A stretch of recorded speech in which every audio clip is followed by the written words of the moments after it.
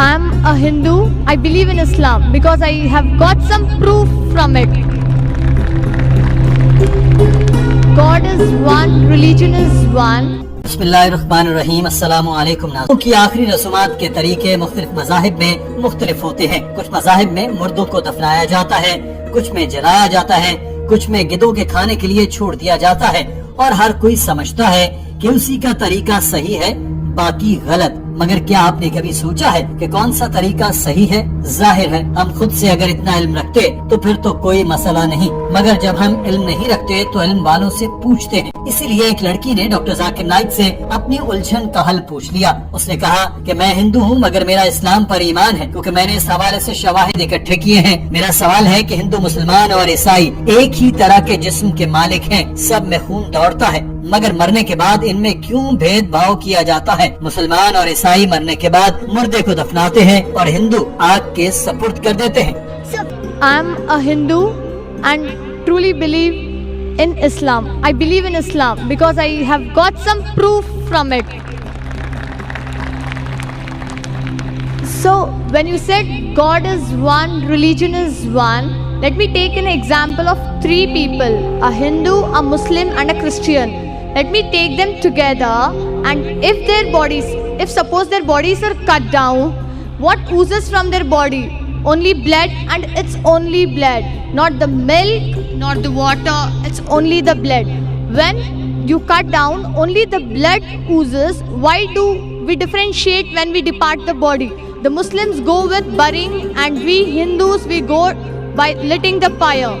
Doctor Zakir Naik ने उस खातून से कहा कि मैं आपको इन तमाम तरीकों से मुतालिक फायदे और नुकसान बता देता हूँ, फिर आप देख लें कि क्या सही है और क्या गलत। हिंदुइज्म में भी इजाजत है कि आप दफना सकते हैं। हिंदुओं के कुछ फिरके कहते हैं कि दफनाना ठीक है, मगर अक्सरियत जलाने के हक में नजर आती है। डॉक्टर साहब ने उस खातून को बताया कि इस्लाम में हमें हुक्म दिया गया कि हमें मुर्दों को दफनाना है, क्योंकि जिस्म में जो भी अज्जा हैं जमीन उनको जज्ब कर लेती है, जिसके जमीन को बहुत फायदे भी होते हैं, जिन पर मैं बाद में गुफ्तगू करूंगा। जिस्म कुछ अरसे में ही खत्म हो जाता है, यानी हम मट्टी से आए और मट्टी में हो गए। साइंसी तौर पर देखें तो मुर्दे को जलाने से आलूदगी फैलती है, दफनाने से जमीन जरखेज होती है। जब आप जलाते हैं तो इसके लिए लकड़ियाँ चाहिए होती हैं। आप लकड़ियाँ काटते हैं, आग लगाते हैं, दरख्त कम हो जाते हैं, धुएं की आलूदगी बढ़ जाती है, दफनाने से जमीन जरखेज होती है और मजीद दरख्त फलते फूलते हैं। भारतीय हुकूमत कहती है कि दरख्त ना काटो, मगर वो ये नहीं बताती कि अगर दरख्त नहीं काटोगे तो मुर्दे को जलाओगे कैसे। When you burn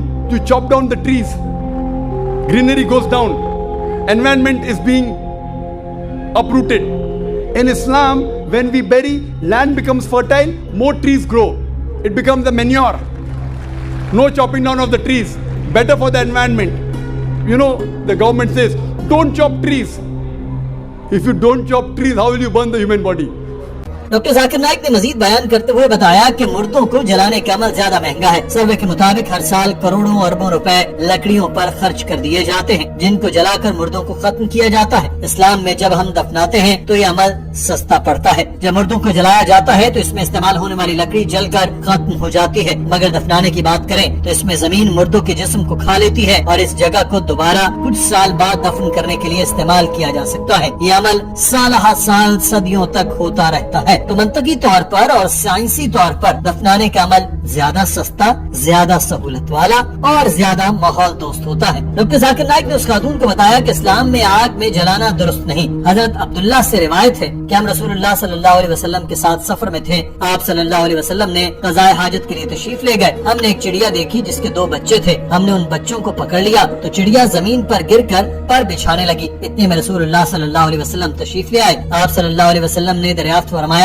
कि इसका बच्चा पकड़कर किसने इसको बेकरार किया, इसका बच्चा इसको दे दो। और आप सल्लल्लाहु अलैहि वसल्लम ने चूंटियों का एक सुराख देखा जिसको हमने जला दिया था। आप सल्लल्लाहु अलैहि वसल्लम ने दरियाफ्त फरमाया, ये किसने जलाया? हमने कहा हमने जलाया है। आप सल्लल्लाहु अलैहि वसल्लम ने फरमाया, किसी के लिए ये बात रवा नहीं कि वो आग से तकलीफ पहुंचाए सिवाय आग के पैदा करने वाले के। ये कहकर डॉक्टर जाकिर नाइक अपनी सीट पर जा बैठे। नाज़रीन, यहाँ एक और शख्स माइक पर आया और उसने अपना सवाल रखना चाहा। इजाजत मिलने पर उसने बताया कि उसका नाम मायूर है, वो मुसलमान है, मगर अपने एक गैर मुस्लिम दोस्त की तरफ से सवाल करना चाहता है जो माइक पर आने से शर्माता है। उस शख्स ने सवाल किया कि डॉक्टर जाकिर नाइक ने अपने लेक्चर में कई पेशगोइयों का जिक्र किया है, क्या ये मुमकिन है कि इन पेशगोइयों को बाद में बदल दिया गया हो? वो शख्स आप सल्लल्लाहु अलैहि वसल्लम की आमद से मुतालिक पेशगोइयों का जिक्र कर रहा था जिनको बाइबल और वेदों समेत तमाम मजहबी सहीफों में बयान किया गया। His question is, all the prophecies that Zakir Bhai quoted, is it possible that these prophecies were being edited later on in all the various scriptures of the world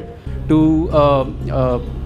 preach Islam in a other way? So doctor Zakir Naik ने उस नौजवान के सवाल के जवाब देते हुए बताया कि अगर वेदों में आप सल्लल्लाहु अलैहि वसल्लम की आमद से मुतालिक पेशगोइयों का जिक्र है और आप समझते हैं कि गलत है, तो आपको अपना गलत सहीफा छोड़कर सच बताने वाले कुरान को थाम लेना चाहिए। अगर ये पेशगोई सही है तो हिंदुओं को सहीफों में लिखी हर बात को मानना चाहिए।